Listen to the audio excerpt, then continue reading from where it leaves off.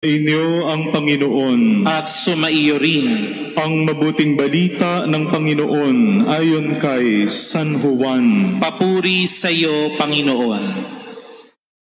Madilim-dilim pa ng araw ng linggo, naparoon na si Maria Magdalena sa libingan. Naratnan niyang naalis na ang batong panakip sa pinto ng libingan.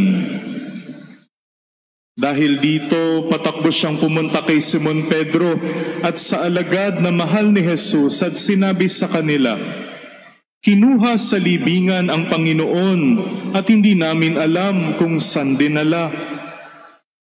Kaya't si Pedro at ang nasabing alagad ay nagpunta sa libingan. Kapwa sila tumakbo, ngunit si Pedro'y naunahan ng kasamang alagad. Yumuko ito at sumilip sa loob. Nakita niyang nakalagay ang mga kayong lino, ngunit hindi siya pumasok. Kasunod niyang dumating si Simon Pedro at tuloy-tuloy itong pumasok sa libingan. Nakita niya ang mga kayong lino at ang panyong ibinalot sa ulo.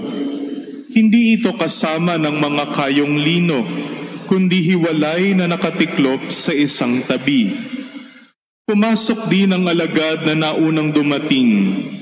Nakita niya ito at siya'y naniwala.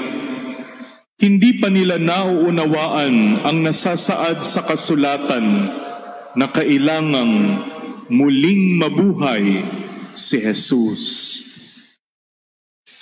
Ang mabuting balita ng Panginoon. Pinupuri ka namin, Panginoong Hesukristo.